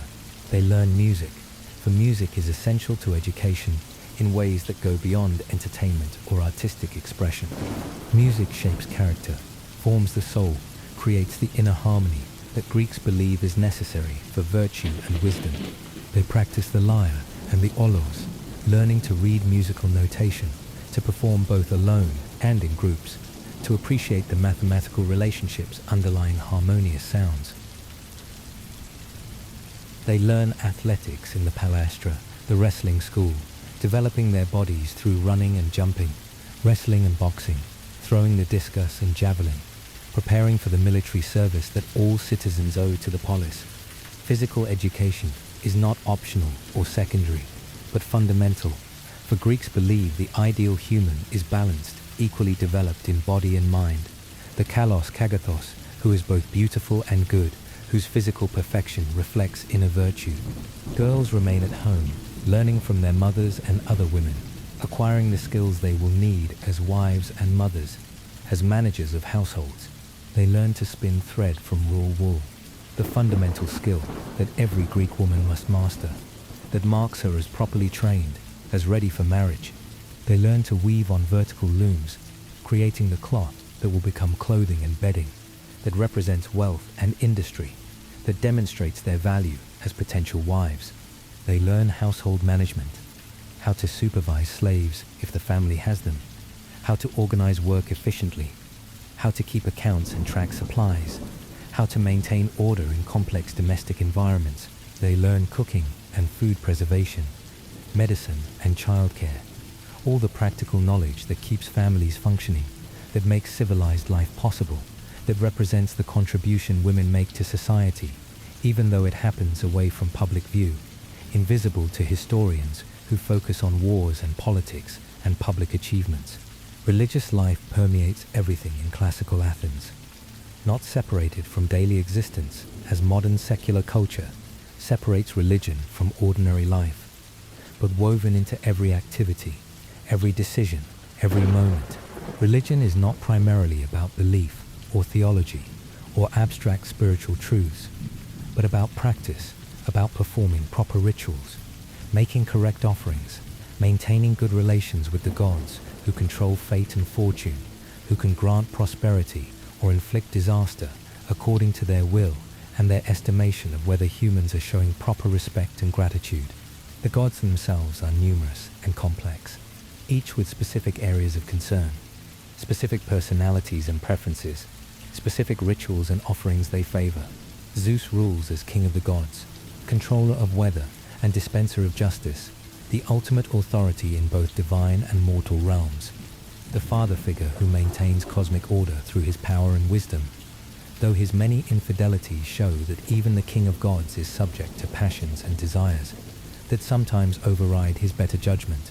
Hera, his wife and sister, protects marriage and legitimate children, presides over the institution that civilizes sexuality and creates families, though she is perpetually angry at Zeus's countless affairs with mortal women and goddesses, spending much of her energy in mythology, pursuing and punishing his lovers and their offspring, expressing the rage and jealousy that Greek culture recognizes as natural responses to betrayal, even while maintaining that wives must accept their husband's sexual freedom.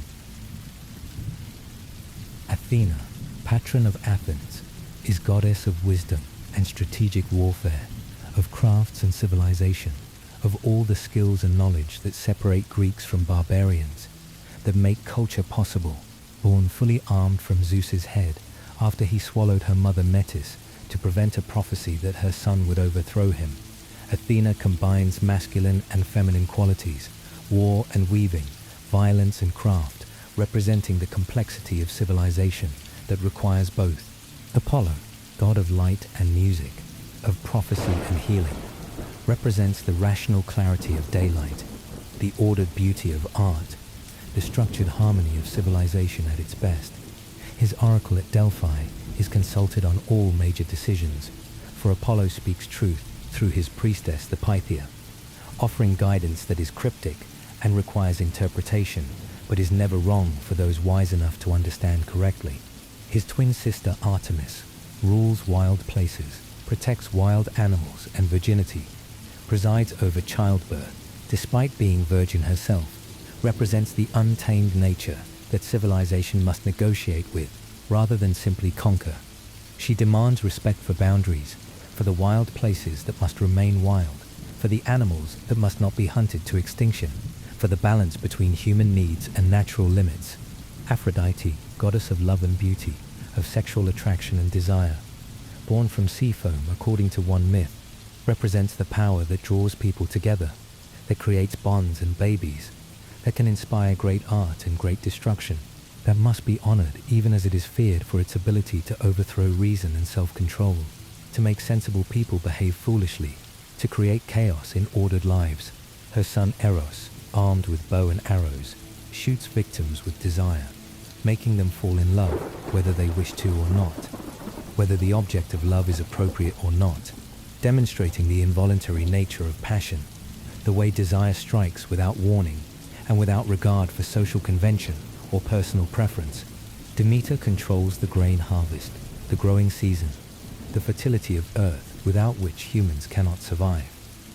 Her daughter Persephone spends half the year in the underworld with Hades, who abducted and married her, half the year above ground with her mother, this alternation explaining the seasons, the death and rebirth of vegetation, the cycle that governs agricultural life and makes civilization possible through providing predictable food supply. The Eleusinian mysteries, secret rituals celebrating Demeter and Persephone, promise initiates better fate after death, though the exact nature of this promise and what happens during the mysteries is unknown. The secret successfully kept for centuries, with thousands of initiates never revealing what they experienced, suggesting the ritual was profound and transformative, offering something that made secrecy seem essential and appropriate.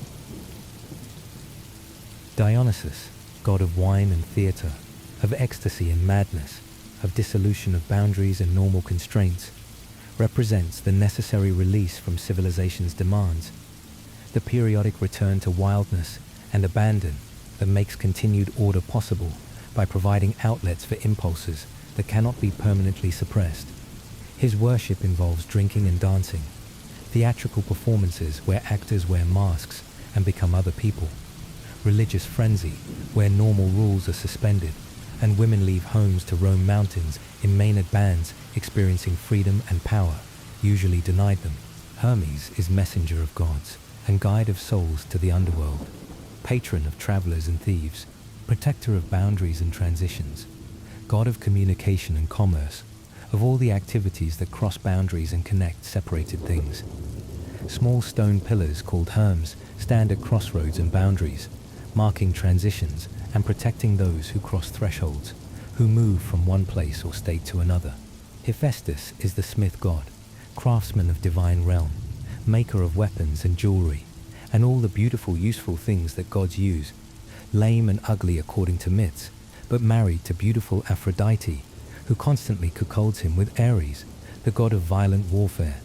His deformity and cuckoldry make him a figure of both sympathy and comedy, showing that even gods can suffer humiliation and pain. Take a slow breath now. Feel yourself drifting deeper into the peace of this ancient night, into rest and comfort. Ours represents violence and chaos of war, bloodlust and slaughter, the brutal reality of combat, stripped of strategic thinking or noble purpose, the pure destructive force that war unleashes.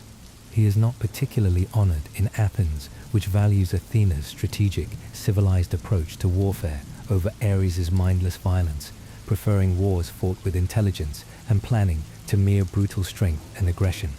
Hestia, goddess of the hearth, receives offerings first and last in every sacrifice, as Zeus himself has decreed, for she represents the center, home, stability, without which nothing else is possible.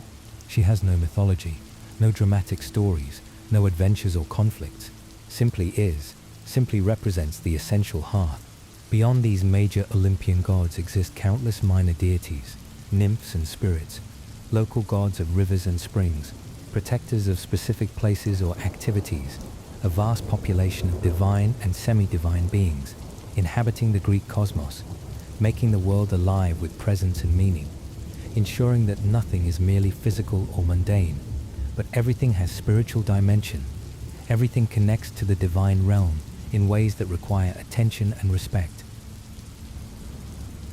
Philosophical life of Athens in this period is extraordinary, unprecedented in human history, a flowering of rational thought and systematic inquiry that will shape Western philosophy for millennia. Plato, student of Socrates, has established his academy outside the city walls in a grove sacred to the hero Academos, teaching students his philosophy of forms, his theory that the physical world we perceive through our senses is merely shadow, mere imitation of eternal perfect forms existing in a separate realm of pure being, accessible only to the mind through reason and dialectic. Plato teaches that the soul is immortal, existing before birth and after death, that it contemplates forms directly before being born into a body, that education is really an amnesis, remembering, bringing back to conscious awareness what the soul already knows but has forgotten through incarnation. He teaches that the ideal state would be ruled by philosopher kings, people who understand forms, who can perceive true reality rather than mere shadows and appearances, who would rule not for personal gain but for the good of all, because they understand what goodness truly is. His most famous student, Aristotle, will soon begin to disagree with much of Plato's philosophy, will argue that forms do not exist separately from physical objects, but are inherent in them as their essential nature, that knowledge comes from careful observation and experience, rather than from remembering pre-existing knowledge, that philosophy must be grounded in empirical study of the world as it actually is, rather than in pure logical deduction from abstract principles. But this disagreement is still developing, still forming, for Aristotle is young, still learning, not yet the systematic philosopher and scientist he will become.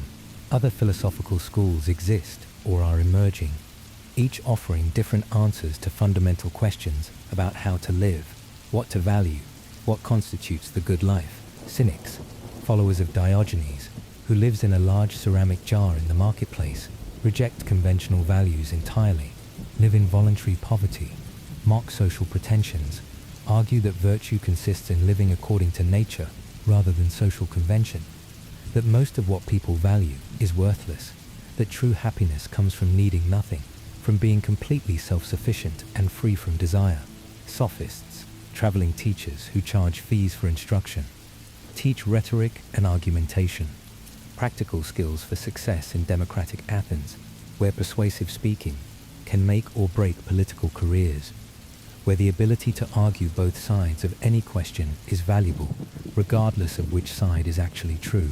Socrates and Plato despise sophists, accuse them of teaching people how to make weak arguments appear strong, of caring more about winning than about truth. But sophists are popular and successful because they teach skills people actually want and can use. The great tragedians have recently passed, Aeschylus and Sophocles and Euripides, each bringing something new to the art form that is both religious ceremony and entertainment, each exploring the relationship between humans and gods, fate and free will, justice and revenge, the great questions that define human existence. Their plays are performed at the festival of Dionysus, religious celebrations as much as theatrical events, offerings to the god of wine and theatre, an ecstatic release from normal constraints. Aeschylus fought at Marathon, and Salamis witnessed Athens' transformation from one city among many into hegemon of Greece, into the supreme naval power that dominated the Aegean. His plays explore themes of justice and revenge, generational curses, the evolution from blood vengeance to legal justice, the transition from archaic violence to civilized resolution of conflict through institutions and laws, rather than personal retaliation. Sophocles perfected the tragic form, added the third actor, allowing for more complex interactions and dramatic tension, created psychologically complex characters facing impossible choices between competing goods, between loyalty to family and loyalty to state, between divine law and human law, showing that tragedy often arises not from evil, but from the conflict between legitimate claims, between values that cannot be reconciled or compromised. Euripides was most controversial, most modern in sensibility, most willing to question traditional values and portray gods as petty and cruel rather than wise and just, to show women as complex, intelligent beings trapped in situations not of their making, suffering from injustices they cannot prevent or escape. His Medea shocked audiences by showing a woman who murders her own children to punish an unfaithful husband, exploring the rage and desperation that can arise when someone is betrayed and stripped of all other options for response or revenge. Comic playwright Aristophanes is active in this period, writing plays that mock politicians and philosophers with obscene humor and fantastical plots that celebrate earthy pleasures of food and sex and drink, that use comedy to comment on serious issues, to critique war and demagoguery, to defend traditional values against new ideas, to preserve collective memory and cultural identity through laughter that binds community together. Historians of this period are developing new ways of understanding the past, moving beyond mythical explanations toward systematic inquiry based on evidence and reason. Herodotus, called Father of History, traveled widely, collecting stories and observations, trying to understand why the Persian Wars happened, what caused the great conflict between East and West, between Persian Empire and Greek city-states. His work combines history with geography and anthropology, describing customs and beliefs of many peoples, showing respect for different cultures, even while ultimately concluding that Greek freedom is superior to Persian despotism. Thucydides wrote a very different kind of history, focusing exclusively on the Peloponnesian War between Athens and Sparta, analyzing political and military strategies with almost scientific detachment, trying to understand power dynamics and human nature rather than moral lessons or divine intervention. His history is darker than Herodotus's, more pessimistic about human nature, more focused on how fear and honor and interest drive decisions, how even well-intentioned people can be trapped in patterns leading to disaster. Medical writers associated with Hippocrates are developing systematic approaches to understanding health and disease, moving away from purely religious or magical explanations toward observation and theory based on natural causes. They develop the theory of four humors, blood and phlegm and yellow bile and black bile, whose balance or imbalance supposedly determines health and personality, a theory that will dominate Western medicine for centuries, despite being completely wrong in its specifics, but right in its basic insight, that health involves balance, and that disease has natural rather than supernatural causes. The Hippocratic Oath, which physicians still take in modified form, establishes ethical principles for medical practice. First, do no harm, maintain patient confidentiality, refuse requests for poison or abortion, recognize limits of knowledge, teach the next generation. These principles, articulated 24 centuries ago in classical Athens, remain foundational to medical ethics, showing how some insights transcend time and culture, how ancient Greeks wrestling with fundamental questions about right conduct and professional responsibility arrived at conclusions that still seem valid and important. Political life of Athens is unique in the ancient world, unprecedented in its inclusion of ordinary citizens in decision-making, in its rejection of kingship and tyranny in favor of democracy, rule by the demos, the people. Though this democracy excludes women and slaves and foreign residents, making it far more limited than modern democracies, it is still radical and revolutionary for its time, still an extraordinary experiment in collective self-governance. The Athenian assembly, the Ecclesia, meets regularly on the Pnyx, a hillside near the Acropolis, where citizens gather to debate and vote on laws, on war and peace, on expenditures and policies, each citizen having the right to speak, to propose motions, to participate directly, rather than merely electing representatives who make decisions on their behalf.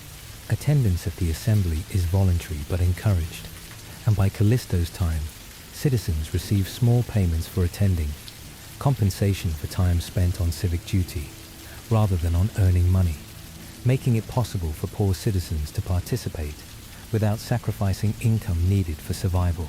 Decisions are made by majority vote after debate, with speeches delivered by anyone who wishes to speak, though in practice most citizens listen rather than speak.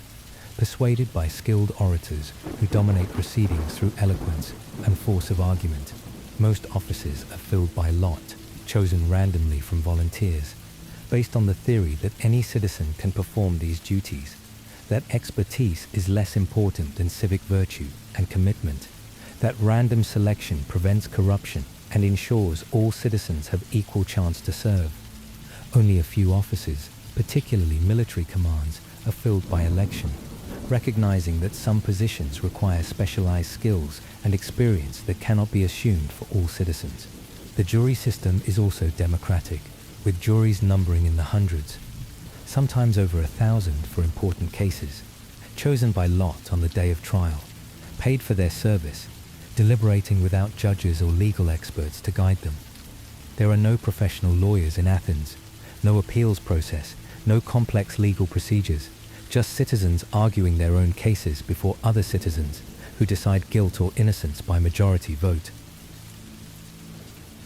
This system has problems, susceptibilities to demagoguery and mob emotion, tendencies to punish success and reward mediocrity, but it also has strengths, including broad participation and shared responsibility, the sense that citizens are genuinely self-governing rather than being ruled by others, the accountability that comes from direct democracy, where voters cannot blame representatives for decisions they themselves have made. The Peloponnesian War ended a generation before Callisto's time. That devastating conflict between Athens and Sparta, lasting nearly 30 years, destroying Athens' empire and much of its prosperity, killing perhaps a third of the population through combat and plague, ending the Golden Age when Athens seemed invincible and destined to dominate Greece forever. The war was caused by Athenian imperialism, by fear and resentment from other Greek states who saw Athens transforming from leader of alliance into master of empire, demanding tribute and obedience, intervening in internal affairs, using military force to suppress resistance or rebellion. The war's aftermath shapes Callisto's world. Athens has recovered somewhat. Democracy has been restored after brief oligarchic tyranny. Trade has resumed, but the city never regains its imperial power, its supreme confidence, its certainty that it represents the pinnacle of civilization and the inevitable future. The 4th century is different from the 5th, more introspective, more philosophical, more focused on individual concerns than collective glory, perhaps wiser, but certainly less powerful, no longer head of empire, but still intellectual and cultural center of the Greek world. Yet culture flourishes, philosophy develops, rhetoric evolves, theater continues, art remains supreme. Athens may be poorer, but is perhaps wiser, less powerful, but more thoughtful, no longer dominating others, but still influencing through ideas and culture, rather than through military might. This is the Athens Callisto knows, post-imperial, but still vital, still creative, still producing works of lasting value, even as political power shifts elsewhere. Night deepens over the sleeping household. The house is completely silent now, except for soft sounds of breathing. 4 women sleeping peacefully in the gynaeconitis, their bodies at rest, their minds processing the day through dreams, or resting in dreamless sleep. The courtyard outside is dark, except for starlight and moonlight. Cool air settling into low places, temperature continuing its slow decline toward the minimum that will come just before dawn. Stars wheel slowly overhead, following their eternal paths, moving imperceptibly from moment to moment, but covering vast distances over hours, demonstrating the cosmic order that Greeks find reassuring, the predictability and regularity that makes the universe comprehensible, that suggests divine intelligence and purpose rather than random chaos. The moon has climbed higher now, approaching its zenith, casting stronger light, creating sharper shadows, transforming the courtyard into a landscape of silver and black, familiar objects rendered strange and mysterious by nocturnal illumination. Moonlight falls on the altar, where offerings were made earlier, on the household shrine with its protective deities, on the pithos holding water, on the brazier with its banked coals still glowing faintly, on all the elements that make up this domestic space where a family lives and works and sleeps and dreams. Beyond the courtyard walls, Athens sleeps on. The city quiet, in the deep hours of night, when even revelers have gone home, when shops are shuttered and streets are empty except for stray dogs and night watchmen, when the only sounds are distant dogs barking and occasional footsteps and the whisper of wind through narrow streets. But even sleeping, the city lives, breathes, waits for dawn that will come in a few hours and bring life and activity and noise and commerce and all the bustle that makes cities what they are. Take one more slow breath with me now. Deep and complete, feeling absolute peace settling over you. Feel yourself drifting deeper than before, deeper than you thought possible, into the embrace of sleep that has claimed this ancient household, into rest that is complete and restorative and healing. The family sleeps on through the remaining hours of night, will wake when morning comes, will begin another day much like this one, will repeat the patterns and rhythms that structure their lives, will perform the tasks and rituals that connect them to each other and to their culture and to the long chain of human existence stretching backward into the past and forward into the unknown future. But for now, there is only sleep, only rest, only the peaceful darkness that holds them gently, that allows their bodies to repair and restore, that gives their minds time to process and integrate, that provides the essential pause between days, the necessary respite that makes continued effort possible. You too can rest now, completely and totally, surrendering to sleep that has been waiting for you, letting go of everything, allowing yourself to drift into darkness, into peace, into the deep rest that heals and renews, that makes tomorrow possible. The ancient world releases you gently, sends you into your own sleep, your own rest, your own dreams.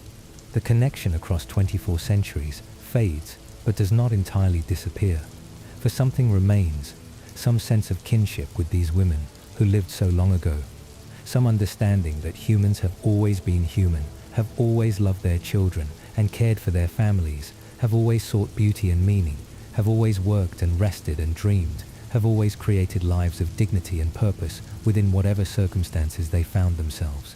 Callisto and her daughters and her mother sleep on, breathing softly in the darkness, their bodies warm beneath wool blankets, their minds at rest after the day's labors. They do not know that their ordinary evening, this simple domestic routine, will somehow reach across vast gulfs of time to touch someone living in an unimaginable future, in a world they could never conceive, yet someone who shares with them the fundamental experiences of being human, of being alive, of needing rest and finding comfort in rituals and family and the quiet peace of evening. Sleep now, rest deeply. Let the peace of this ancient Athenian night carry you completely into your own rest. Let the warmth of that household hearth, though long since extinguished, somehow still warm you. Let the prayers offered to household gods, though the gods themselves are no longer worshipped, still offer you protection. Let the love between mother and daughters, though those people are dust these 24 centuries, still remind you that love persists, that care endures, that the human heart remains constant, even as civilizations rise and fall. All is well, all is peaceful, all is exactly as it should be. The night continues its eternal work of rest and restoration, of giving time back, of allowing life to pause and gather itself before beginning again. This is the gift of night, the blessing of sleep, the necessary darkness that makes light possible. The stars wheel on overhead, following their ancient paths. The same stars that shone on classical Athens now shine on you, connecting you across impossible distances of space and time, to this family, to this house, to this moment of perfect domestic peace. Sleep now, rest deeply. Let the peace of this ancient Athenian night carry you into your own rest. All is well, all is peaceful, all is exactly as it should be. The stars wheel on overhead. The moon climbs toward its zenith. The night continues its slow progression toward dawn, and in a modest house in the residential quarter of Athens, 4 women sleep peacefully, safe in their home, protected by walls and gods and the love that binds families together across all time. Sleep, rest, peace. The night holds you. The ancient world wishes you well. Sleep deeply. Sleep long. Sleep until morning comes and brings you back to your own time, your own life, your own story. All is well. Sleep now. All is peace. Rest deeply. Good night, traveler. Sleep well.